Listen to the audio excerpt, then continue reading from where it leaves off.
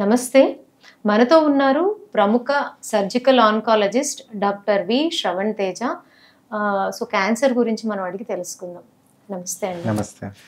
అసలు క్యాన్సర్ అనేది ఇప్పుడు ఎక్కువగా వినిపిస్తుంది. అంటే ఇంతకు ముందు కన్నా ఇప్పుడు ఎక్కువ సంఖ్యలో దీనికి అందరూ గురవుతున్నారు అని. అసలు క్యాన్సర్కి కారణాలు ఏంటి? సో అందరికి నమస్కారం. నేను doctor V Shravan Teja, surgical oncologist అండి. సో క్యాన్సర్ ఇంతకుముందు మనకి ఓల్డ్ ఏజ్ అంటే 60 years నుంచి పైబడిన వాళ్ళకి మాత్రమే ఎఫెక్ట్ అయ్యేవాళ్ళు.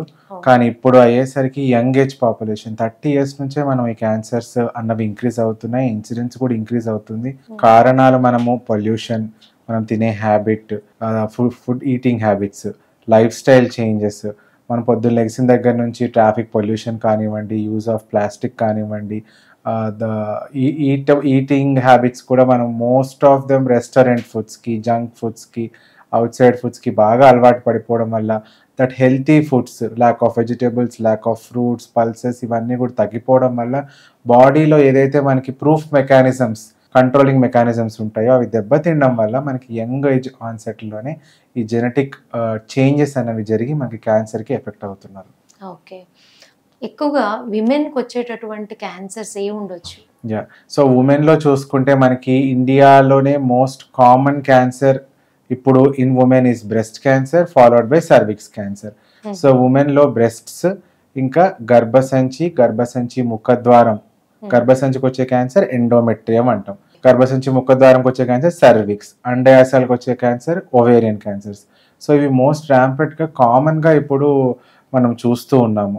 సో అందువల్లనే దీనికి స్క్రీనింగ్ టెస్ట్లు, అంటే పేషెంట్కి లక్షణాలు లేకపోయినా, ఏమీ ప్రాబ్లం లేకపోయినా కూడా ఒక ఏజ్ నుంచి వీళ్ళని బ్రెస్ట్కి కొన్ని టెస్ట్లు లైక్ సెల్ఫ్ ఎగ్జామినేషన్, మ్యామోగ్రామ్, సర్విక్స్కి ఫర్ ఎగ్జాంపుల్ ప్యాప్స్మియర్ లాంటి టెస్ట్లు చేసుకోమని చాలా వరకు మేము ప్రొపగేట్ చేస్తున్నాం. ఏ ఏజ్ నుంచి చేసుకోవాలంటారు? సో సర్విక్స్కి సంబంధించింది అయితే 30 years నుంచి స్టార్ట్ చేసుకుంటూ మన ప్యాప్స్మియర్ అని ఒక టెస్ట్ ఉంటుంది. ఆ టెస్ట్ ఎవ్రీ ఇయర్లీ తమ డాక్టర్ దగ్గరికి వెళ్ళి సంప్రదించుకుంటే వాళ్ళు చేస్తారు. It's a very simple OPD procedure, painless procedure. అవి కణాలని టెస్ట్ చేస్తుంది అనమాట. ఏమైనా మార్పులు జరుగుతున్నాయా, ఫ్యూచర్లో ఏమైనా వచ్చే అవకాశాలు ఉన్నాయనేది మనం ఇప్పుడే స్టడీలో చూసుకోవచ్చు.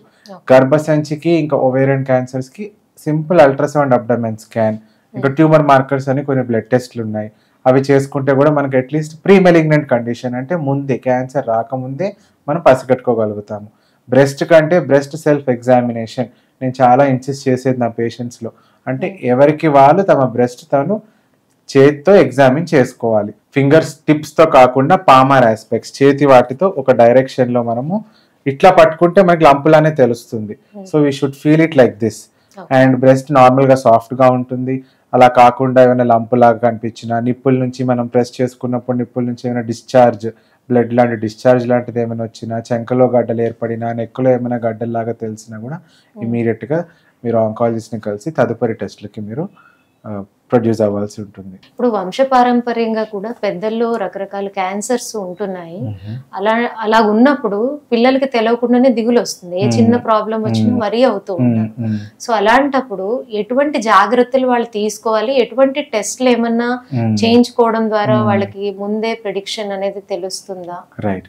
సో ఒకప్పుడు అండి ఈ వంశపారంపర్యంగా మా తాతగారికి, నాన్నగారికి పలానా క్యాన్సర్లు ఉన్నాయంటే మన చేతుల్లో చేసేది ఏమి ఉండేది కాదు, వెయిట్ అండ్ వాచ్ అన్నట్టు తప్ప. కానీ ఇప్పుడు జనరేషన్లో it's not like that. We have genetic tests, gene tests available in the market. Very breast cancer తీసుకున్నాం అనుకోండి, బ్రెస్ట్ క్యాన్సర్ కి BRCA1, BRCA2 జీన్స్ అని చెప్పేసి ఉన్నాయి. ఆ జీన్స్ ఎఫెక్ట్ అవ్వడం వల్ల క్యాన్సర్ డెవలప్ అవుతుంది అనమాట. వన్ ఆఫ్ ద రీజన్ ఆ జెనెటిక్ టెస్టింగ్ అవైలబిలిటీలోకి ఉంది ఇప్పుడు మనకి. సో ఎవరైతే ఇప్పుడు మనకి ఫ్యామిలీ హిస్టరీ ఉంది అనుకుంటున్నారో వాళ్ళకి డెఫినెట్గా ఈ జెనెటిక్ టెస్టింగ్ చేయించుకున్నారంటే that particular patient or person is at risk to develop cancer అనేది మనం ఈజీగా తెలుసుకోవచ్చు. తెలుసుకుంటే మనం ప్రొఫిలాక్టిక్గా క్యాన్సర్ బారిన పడకుండా ముందే తీసుకునే ప్రికాషన్స్ కూడా ఉన్నాయి. సర్జికల్ ప్రొసీజర్స్ ఉన్నాయి, ట్రీట్మెంట్స్ ఉన్నాయి. So genetic tests are very much available in the market. అన్ని క్యాన్సర్లకి కాకపోయినా most of them genetic testings అందుబాటులో ఉన్నాయి. ఓకే సార్, ఇప్పుడు పేరెంట్స్ తర్వాత పిల్లలు, మా డాటర్ అయి ఉండొచ్చు, సన్ అయి ఉండొచ్చు. సో వాళ్ళ వరకే ఈ టెస్ట్ అవసరం అంటారా, లేదా గ్రాండ్ చిల్డ్రన్కి కూడా ఇది అవసరం ఉంటుందా? So good question. సో ఇప్పుడు ఎఫెక్టెడ్ ఫర్ ఎగ్జాంపుల్ ఫ్యామిలీలో అమ్మమ్మ వాళ్ళ అమ్మాయి ఉందనుకోండి, ఇప్పుడు అమ్మమ్మకి టెస్ట్ చేయించారనుకోండి, గ్రాండ్ పేరెంట్స్ కి టెస్ట్ చేయించారు, జెనెటిక్ టెస్ట్ చేయిస్తే పాజిటివ్ వచ్చింది అనుకోండి, అప్పుడు వాళ్ళ ఆఫ్ స్ప్రింగ్ వాళ్ళ అమ్మాయికి టెస్ట్ చేయించుకోవాలి. ఇప్పుడు ఆమెకు కూడా పాజిటివ్ వచ్చిందంటే వాళ్ళ చిల్డ్రన్ కి టెస్ట్ చేయించుకోవాలి. So affected parent are affected person కనుక జీన్ టెస్ట్ పాజిటివ్ వస్తేనే వాళ్ళు వాళ్ళ వంశానికి తదుపరి జనరేషన్ కి వాళ్ళు పాస్ చేయగలరు. వాళ్ళకి నెగటివ్ వచ్చిందంటే వాళ్ళ నెక్స్ట్ ఫాలోయింగ్ జనరేషన్ కి ఉండదు. ఎటువంటి క్యాన్సర్స్ వంశపారంపర్యంగా ఉండేటటువంటి అవకాశం ఉంది? నోటి క్యాన్సర్, సర్విక్స్ క్యాన్సర్ తప్ప majority of other organ affected malignancies వంశపారంపర్యంగా వెళ్ళే అవకాశాలు ఉన్నాయి. ఇప్పుడు వీటిలో కూడా ఇప్పుడు కొత్తగా జీన్స్ అనేవి స్టడీ చేస్తున్నారు, ఏమైనా ట్రాన్స్మిట్ అవుతున్నాయా అని చెప్పేసి. కానీ ఈ 2 క్యాన్సర్లకి క్యాన్సర్ వచ్చే కారణాలు వేరు. సో ఇవి తప్ప మిగతా అన్ని కూడా మాక్సిమం మనకి వంశపారంపర్యంగా వెళ్ళే అవకాశాలు ఉన్నాయి. క్యాన్సర్లు చాలా రకాలు ఉన్నాయి కదా సార్, అంటే బ్లడ్ క్యాన్సర్ ఉంది, లేదా లివర్ క్యాన్సర్ కానీ, అబ్డామినల్ ఏరియా కానీ, ఇలాంటి పరిస్థితి ఉన్నప్పుడు ఏ స్టేజ్లో మనము దాన్ని తెలుసుకొని ట్రీట్మెంట్ తీసుకుంటే త్వరగా రికవర్ అయ్యేటటువంటి ఛాన్సెస్ ఉంటుంది? సో ఇప్పుడు స్క్రీనింగ్ టెస్ట్లు అని మనం మాట్లాడుకుంటున్నాం ప్రతి క్యాన్సర్లో. ఈ స్క్రీనింగ్ టెస్ట్లు ఎందుకు చేస్తాము? ఈ స్టేజ్ ఆఫ్ ద క్యాన్సర్ ఎర్లీగా ఉన్నప్పుడే మనం డిటెక్ట్ చేసుకుంటే దానికి అయ్యే ట్రీట్మెంట్ కూడా స్మాల్ ట్రీట్మెంట్ ఉంటుంది, సర్వైవల్ 100% క్యూర్ రేట్ ఉంటుంది. సో ఇప్పుడు క్యాన్సర్లో స్టేజ్ అంటే ఏంటి అంటే, క్యాన్సర్ మోస్ట్ కామన్ గా మనకి 4 స్టేజ్లు ఉంటాయి. 1 and 2 అంటే ఎక్కడైతే క్యాన్సర్ పుట్టిందో అక్కడ మాత్రమే ఉంటే 1 and 2. అక్కడ నుంచి ఇతర అవయవాలకి వేరే దగ్గరికి స్ప్రెడ్ అయింది అంటే మనం 4th స్టేజ్ అని అంటాం అనమాట. సో 4th స్టేజ్ కి క్యూర్ ఉండదు, ఉన్నన్నాళ్ళు జీవితం పొడిగించుకోవడమే. స్టేజ్ 1 and 2, కొన్ని క్యాన్సర్ లో స్టేజ్ 3 కూడా మనకి క్యూర్ రేట్ అన్నది ఉంటుంది. ఈ స్క్రీనింగ్ టెస్ట్లు ఏవైతే మనము మెన్షన్ చేస్తున్నామో ఇవన్నీ ఏంటి, స్టేజ్ 1 లోనే మనం క్యాన్సర్లు డిటెక్ట్ చేసుకుంటే 100% క్యూర్ అన్నది ఉంటుంది. ఎవరికైనా ఇండివిజువల్ కి కొన్ని సిమ్టమ్స్ కనిపిస్తూ ఉంటాయి, వరీ అవుతూ ఉంటారు, గూగుల్ అవన్నీ ఎక్కువ ఫాలో అయ్యి నాకు ఈ ప్రాబ్లం వచ్చేసింది అనేటటువంటి ఎన్విరాన్మెంట్ ఎక్కువగా ఉంది. సో వరీలో కూడా వాళ్ళు డాక్టర్ని అప్రోచ్ అవ్వరు చాలామంది. సో ఎటువంటి సిమ్టమ్స్ ఒక ఇండివిజువల్కి కనిపిస్తే మనం కంపల్సరీ ఆన్కాలజిస్ట్ని కలవాలి? బ్రెస్ట్ క్యాన్సర్ అంటే బ్రెస్ట్ లో లంపులు తెలుస్తాయి. గర్భసంచో ముఖద్వారం క్యాన్సర్లు ఏమైనా ఏర్పడితే కింద నుంచి ఏమైనా రక్తంలా కనపడడం కానీ, తెల్ల బట్టలాగా కనపడడం కానీ లక్షణాలు ఉంటాయి. పొట్ట క్యాన్సర్ అంటే పొట్ట ఉబ్బడం కానీ, పేగు క్యాన్సర్లకి అయితే మోషన్ రాకపోవడం, ఇలాంటివి ఉంటాయి. కొన్ని క్యాన్సర్లు లైక్ లంగ్ అంటే మనకి దగ్గు, కప్పం, బ్లడ్ రావడము. కానీ అందరికీ ఇట్లాగా క్లియర్ కట్ గా ఏ అవయవానికి వచ్చే ఆ లక్షణాలు అన్నట్టుగా కనిపించవు. వేగ్ సిమ్టమ్స్ అంటాం, అంటే weight loss, unexplained weight loss. అంటే మీరు వెయిట్ తగ్గడానికి డైటింగ్ చేయట్లేదు, ఏమి ఫిజికల్ ఎక్సర్సైజ్ లేదు, మీరు వెయిట్ అనేది తగ్గిపోతూ వస్తున్నారు.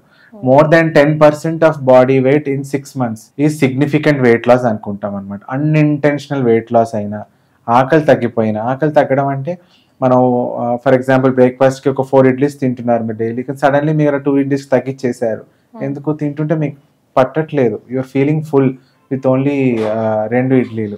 ఇట్లా ఉంటే దీన్ని కూడా లాస్ ఆఫ్ ఎపటైట్ అంటాం అనమాట. ఇంకా అన్ఎక్స్ప్లెయిన్డ్ ఫీవర్స్, మాటికి ఫీవర్లు రావడం, జ్వరాలు రావడం, ఏం ట్రీట్మెంట్లు తీసుకున్నా తగ్గకపోవడం, నీరసం ఎక్కువగా ఉండడము, ఇవన్నీ వేగ్ సిమ్టమ్స్ అండి. ఇలాంటి వేగ్ సిమ్టమ్స్ 2 వారాల కన్నా ఎక్కువగా ఉన్నాయి, ఆ 2 వారాలు నేను అన్ని ట్రీట్మెంట్లు యాంటీబయాటిక్లు వాడాను కానీ అయినా తగ్గట్లేదు అంటే ఇమీడియట్గా మనం ఆంకాలజిస్ట్కి వెళ్ళి కలవాలి. స్పైన్కి రిలేటెడ్ క్యాన్సర్స్ వచ్చే అవకాశం ఉంటుందా? ఎటువంటి వారికి ఇది ఎక్కువ అంటే ఇటువంటి క్యాన్సర్స్ వచ్చేటటువంటి అవకాశం ఉంటుంది? స్పైన్ అంటే వెన్నుముక్క వెనకాల వర్టిబ్రల్ కాలమ్కి క్యాన్సర్స్ వచ్చే అవకాశం ఖచ్చితంగా ఉంది. కానీ ప్రపోర్షన్స్ చూసుకుంటే ప్రైమరీ క్యాన్సర్ వర్సెస్ మెటాస్టాటిక్ అంటాం. అంటే స్పైన్లోనే ఫార్మ్ అయ్యే క్యాన్సర్ ఛాన్సెస్ చాలా తక్కువ. కానీ మోస్ట్ కామన్ ఏంటి, క్యాన్సర్ ఇంకో అవయవం నుంచి స్పైన్కి స్ప్రెడ్ అవ్వడం is most common. Like thyroid, breast, lung cancer ఏర్పడి కణాలు అక్కడి నుంచి స్పైన్కి వచ్చి స్పైన్లో గడ్డ ఏర్పించడం, దాన్ని మెటాస్టాసిస్ అంటాం అనమాట. సో ఆ scenario is most common than primary in the spine. Okay, thank you sir. Thank you.